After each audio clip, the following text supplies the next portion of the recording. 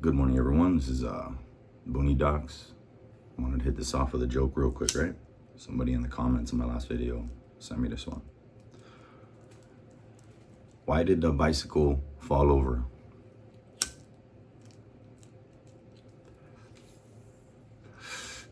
Because it was too tired. Shout out to homie for dropping a joke in my comments. I appreciate you. I had your name written down to give you credit, but appreciate you watching for my show anyways. So I just wanted to go over some other notes at the top of my head that I thought of about the oil field, specifically even in North Dakota, right? So like when I was heading up to North Dakota, people were flocking there from all over the world. We got like Africans out there, Serbians, like Eastern Europeans, Americans from all over the country. So people started flocking in here, and rent started going up pretty high. Got really ridiculous because everyone's making money now. All these fucking landlords and renters and mortgages, everything went up. And this is before Bidenomics, when everything just like tripled in price. Materials for building and all that shit. But yeah, so we were in North Dakota, and people are having a hard time finding a place to live. So they're rooming up together. All the hotels are kind of booked out. The oil companies book them out by the whole hotel and put all their workers in there for a job.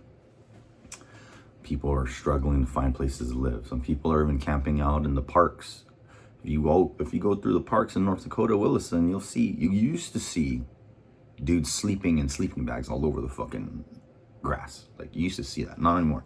The town kind of kicked into gear and started cleaning it up.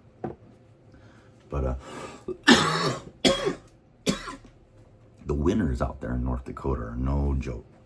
And if you talk to a lot of like people out there, they'll tell you it's unmanageable. Like, you need to get a house. Some people live in their cars. I never lived in my car in North Dakota.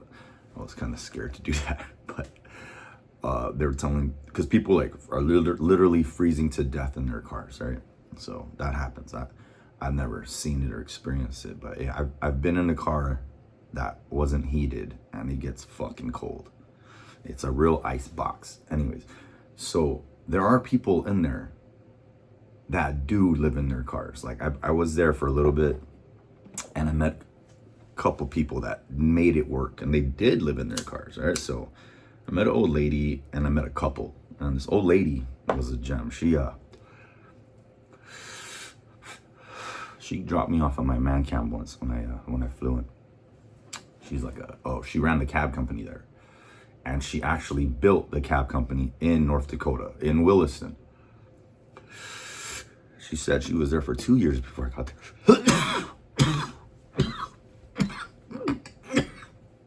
She went up there with a van. Excuse me, I like to smoke and drink my coffee in the morning.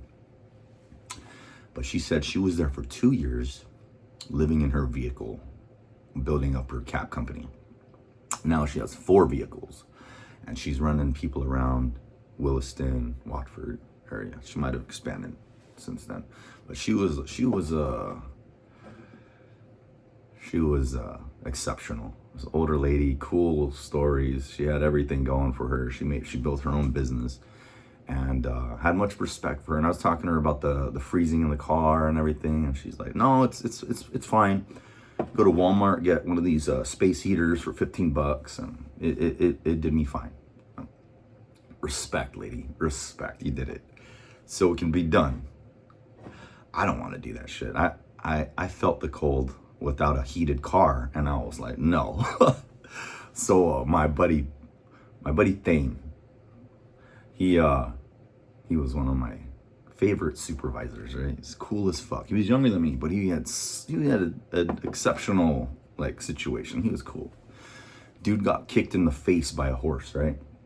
I've never met anyone that got kicked in the face by a horse and lived. But this dude had a pretty gnarly scar on his face. And he was one of the nicest guys. He was cool.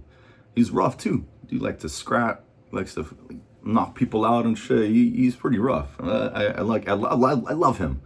But so if you watch my other videos, the supervisors and the hands work hand in hand together. And it's a two-man job. Sometimes you get another hand, so that makes your job easier. But usually it's two of us, and there's a supervisor and a hand.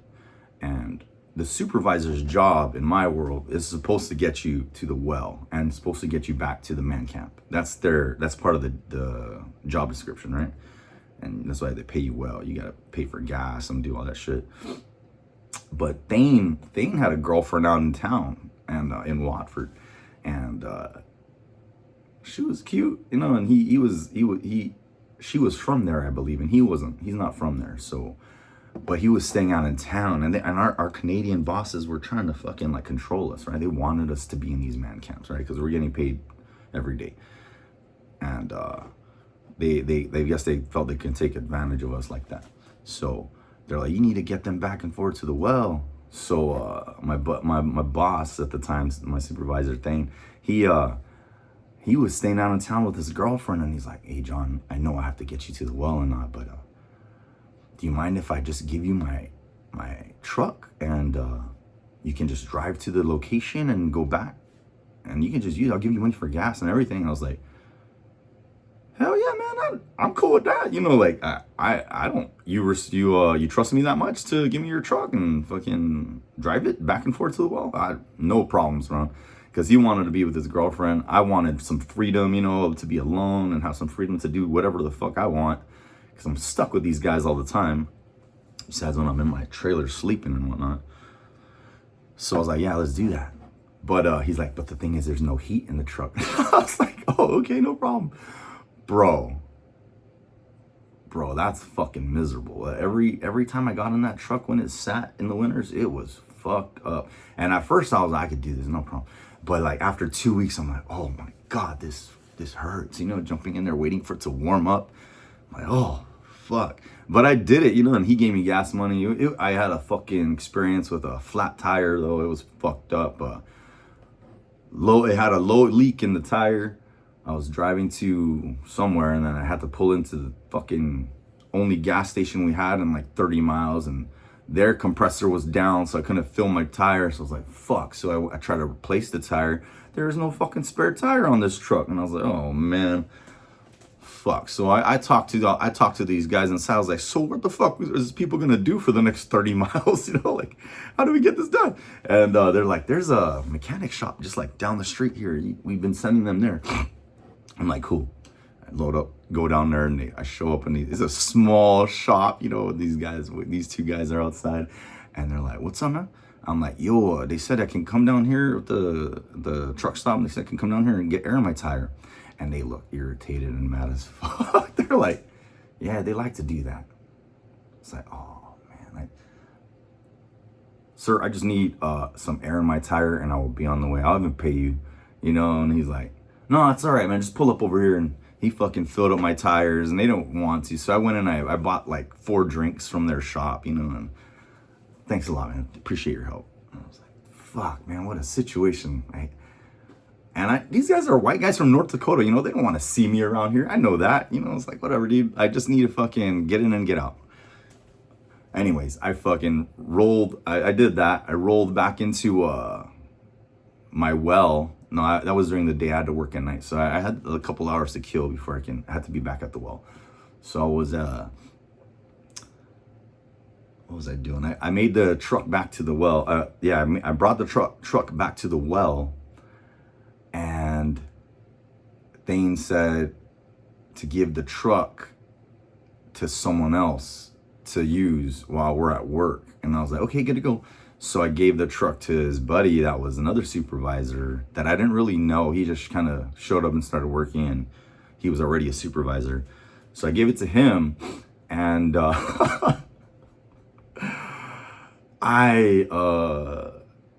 I worked my shift, and then when I was finishing my shift, I can see these two arguing, right? Like my boss that gave me the truck, and then the guy that I gave the truck to, and they're arguing because there's no spare tire, and that fucking thing fucking leaked on him and everything. I forgot to explain it all, and so they started arguing. So like owner of the truck is outside in the snow and the mud trying to fucking jack this shit up, and like we're looking for fucking the tire iron, the right size tire iron, and they didn't even have a fucking spare. Actually, that's right. We had to go back into town and get a tire fixed, and Thane was so mad because this is all his shit, you know, and this we're all doing this to help Thane out. But I was just a green hat.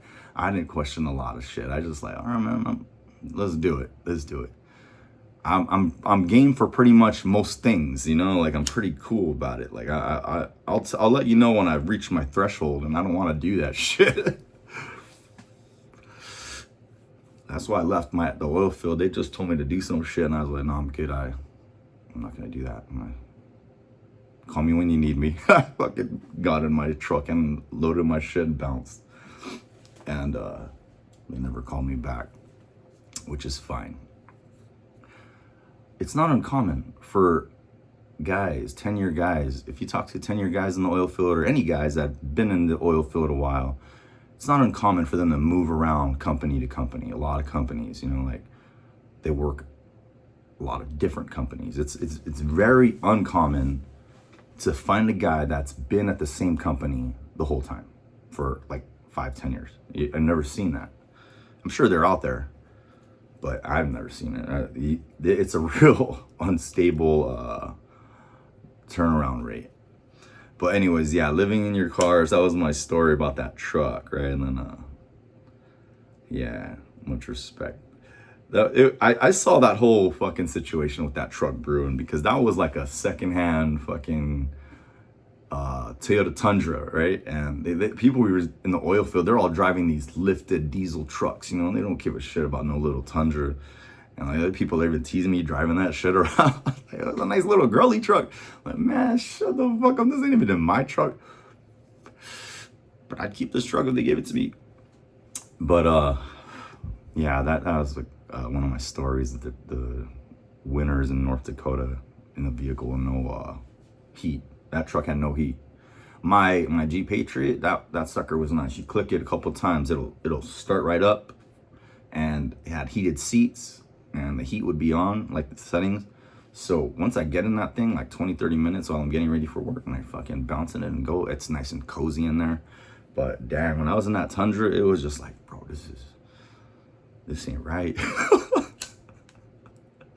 The weather out there is extreme. I used to think about all the natives out there, like, how the fuck did the natives make this last, like, work? Why did they settle here? Why did they keep going? You know, like, but you go around the whole America, like, north to south, the whole world down there, the whole continent was established. They already had people there. And then the white man came in and took that shit. Oh yeah, in the oil field, I used to hear them say, do the white thing. You know, that's how you do the right thing. They tell you do the white thing. I thought that was the funniest shit. I've never heard that before. Not even in the Marine Corps, but there in the oil field, I heard that shit. Do the white thing.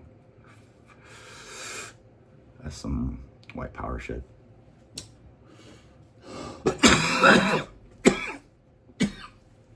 When I was in North Dakota, or in Seattle, I used to drive.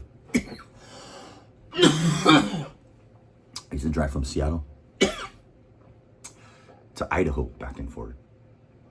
And I'd get off like on a Friday night, and my friends would be like, where are you going? I'm like, I gotta go to Idaho, see my family. I'm like, Idaho's racist. What are you going over there for?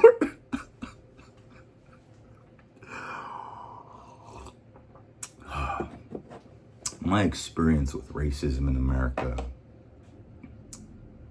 is nothing crazy. Like, America's wild. There's a lot of crazy shit going on in America. Like, when I travel around the world, people in America are freaking out because they're like, whoa, it's kind of dangerous over there.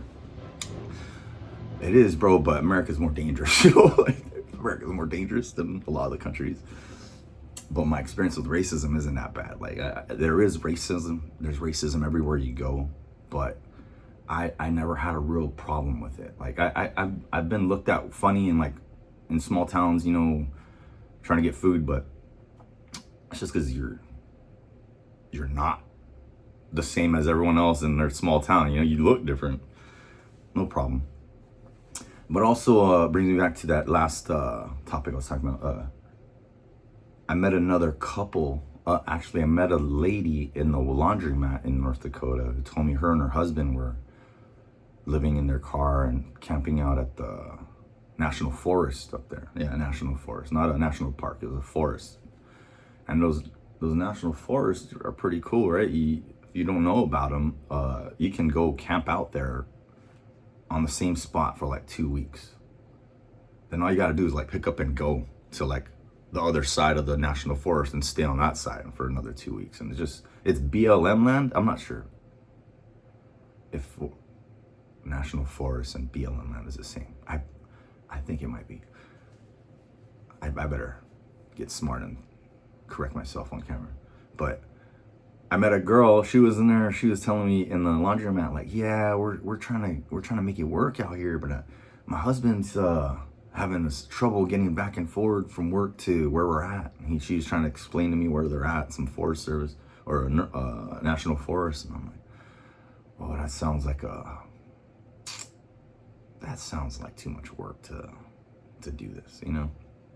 But I used to drive from Alexander to Williston back and forth to get from my man camp to my apartment. So, and nobody knew about that. Nobody in my environment. I didn't tell anybody about my apartment in Williston. No one knew about it. That was, I had a friend from the Corps. He came out and worked in Williston while I was out there, but he worked on a rig. He worked in a different world. But he wasn't there that long, but he showed up and we went and we had dinner together, and I showed him where I lived, and we went and had a meal. But he got fucked up. He's like me, you know, he's a colored mixed race guy, and he lost teeth, and then he was on the derrick, he lost teeth, and I think he almost lost a finger, and in like a month, you know, in like 6 weeks, he got fucking banged up pretty good.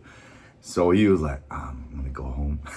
And then he almost fucking died driving back and forward, driving to North Dakota or back to, because the roads are so slippery out there, right? When the conditions from the weather, because it snows and sleets and slippery as fuck. It's ridiculous. My Jeep Patriot had no problems, right? I had like an all-wheel drive, four-wheel drive thing. This thing fucking was a champ. I was flying through the Mandan, I was flying through the Bakken, I was flying through everywhere. Off the roads to the wells, everywhere on the roads. While everyone's pulling over to put on chains and fucking wait for the conditions, I was good. I was just rolling. Even through Snoqualmie in Washington. I've driven from Seattle to Pullman and back many times, and I go through Snoqualmie, and I went through there for like 2 winters, and it was a boss. That Jeep Patriot was a boss. I was flying through snowstorms on Snoqualmie on those fucking roads, and if you're not familiar with that area, it's pretty Northwest, Pacific Northwest is pretty rich with mountains and trees and forests, and then the snows conditions, and they got big hills that these roads wrap around. In North Dakota, it's all flat, like from Fargo, North Dakota, all the way to like the middle of Montana. It gets kind of flat. Maybe not middle of Montana, maybe like eastern Montana. Like a lot of people don't really like to talk good about eastern Montana, but I worked in eastern Montana, and I love Montana. I love that whole world. That's a beautiful place, Montana. To be honest, there wasn't really much for us to do in eastern Montana. I would rather much been like in North Dakota at the time. But when I would drive through Montana to go home, they're like, where are you coming from? I'm like, Idaho, or North Dakota, going to Idaho. And they're like, North Dakota? Why are you in North Dakota? You know, like, it has to be oil. But yeah, I met that couple in the laundromat. This lady was like, "Yeah, I have to come into town, so shave my legs, and do our laundry." And they've been there out there a couple of weeks, and they're living in their car in the Forest Service or the National Forest, and they're making it work. Now, let me tell you what, there's guys that get off the bus, right, and don't have nothing out there, and they're gonna try to make it work. And that's rough, because if you get stuck out there in the winter, you don't see homeless people out there in winter. Like that's not a thing. They leave for a reason. And then yeah, about the living in your car. That's totally not impossible. You can make it work. You can make it work, but I would suggest you have a plan. Like, to make it better, I would say you better off having a plan. Like, I don't think you winging it is the best idea. It's totally doable, but it's not a plan. If you going with the plan, you can win off of this, right? There's no point in moving all over the place and wasting all your money when you can go in there and do this right and set yourself up for life. And like I tell my wife, like, because she's in the middle of all these jobs and working, she wants to do all these things, and I'm like, yeah, like, don't let anything hold you back, right? Just continue to build your resume, because that's what you're doing. You're building your resume as you work all these jobs. Everything you do in a job, you're taking in some kind of soft skills and some kind of experience. So put it down on your resume and continue to build your resume. If you have a fucking resume, not basic ass resume, like a high school kid can help you type this out, and you can pay them $50, whatever. That puts you up a notch above anybody that don't have a resume, that can barely fill out the application. And you don't even need a resume. I know people that don't even have the high school diplomas, and they're fucking getting jobs left and right, because they just need to go and get work, and they're not quitting. They're trying to apply for jobs.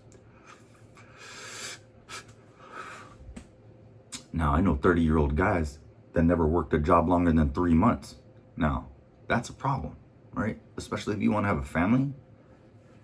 If you don't want to have a family, if you're a single guy, it doesn't really matter. You're free to do whatever the fuck you want. Like, you want to be here, go there. You want to go there, go there. You want to be on the street, stay on the street. You're lucky if you have somewhere to fall back onto and, someone to help you, but not everyone has that. So yeah, living in your car, totally doable in North Dakota. Don't let no one tell you it's not possible. It's possible. It's not comfortable, okay? Now, if I could do other things now, after what I've learned, I would do a couple little things different. I would bring better layers and clothing. And I know that's kind of weird to say and tedious, but I brought some clothing out there that I wasn't aware of, that wasn't Oilfield standard, right? I bought like some quick dry like shirts, and had a jacket that was like waterproof, but if it melted, it can melt onto you. So like any material that can melt and stick to you is a no-go. Just leave that shit at home. Don't waste your space, and don't try to wear that shit if you're trying to work in oil, because it's a violation, I think. And then you can't wear hoodies. You're not supposed to wear like hoodie sweaters, anything with a hoodie that can catch on moving parts, because there's a lot of spinning moving parts. I wouldn't bring that shit unless you wear it on your off time, which is fine. But in oil, when you work in oil, you get really dirty. So like I would only bring like a really minimal amount of clothes to wear outside of work. I wouldn't just wear anything, or I wouldn't just bring anything with me. And pack light. You want to be able to pick up and go in 20 minutes. Like, you never know if these guys are going to try to move you to another trailer or try to fucking take you somewhere. You're going to have to stay the night somewhere. You don't know. You also need paperwork, because some companies send their people out of country to work oil. So if you can get your passport and your social security lined up before you go, that's a bonus. You know, that's always like good for you. No one really does the passport thing, but there is a social security office like right in the heart of town. Like I guess everyone needs a social security card. They send them there all the time. But yeah, the clothing, don't wear no quick dry plastic clothing. Just keep it simple, cotton. Even socks, just 2 pairs of cotton socks or wool, and just change them out. You'll be good. You don't need none of the quick dry moist wicking stuff. But I mean, to each their own. You do your own thing. But this is my experience of what I understand. Yeah, pack light and keep your documents safe and in order. Don't trust your stuff with anyone. One time I threw my overalls in with a bunch of guys' overalls and I lost them. I don't know where the fuck they went. And they went and there was like 6 of us throwing our stuff in there, and somebody was dropping them off to get them washed, and somebody had to pick them up. And I used to do that. And then one time I lost a pair and I was like, where the fuck are my overalls? And they only issued me 2 pairs. I was like, what the fuck? So I went and I told Court, I need more overalls, man. My shit's fucking gone, and I have a pain in my shoulder because the one I'm wearing now is too tight, because I went in and tried it on in like a t-shirt, but I didn't consider wearing warming layers underneath my clothes, and then working, you're bending down and moving around and swinging stuff, and you need to be mobile and flexible and be able to move around.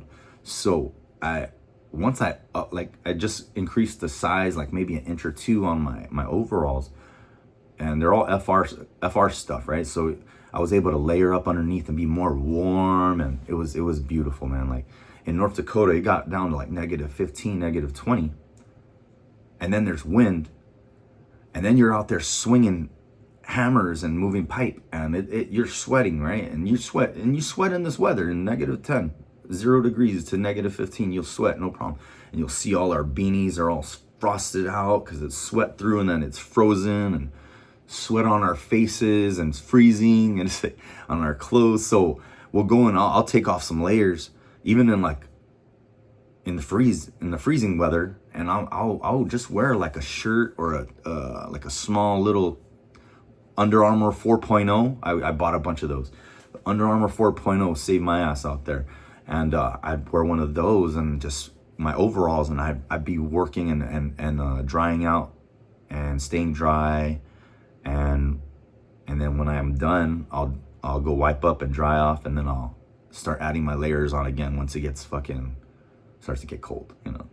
You learn how to play with your layers of clothing as you work, as you get the experience, because no one's gonna tell you how to do it. Like you can get all the basic like information, but you don't know how your body will react to things, and you don't know how to regulate your temperature, because people do get sick out there and hypothermic, and people are unique. There's a lot of things going on. I never had no problems. I'm from a really hot, humid place, and I went out to one of the coldest places in the world. It's right there up at least in my country, it's like the coldest state in the lower 48, and it was a good experience. Like I loved it. If I could do anything different,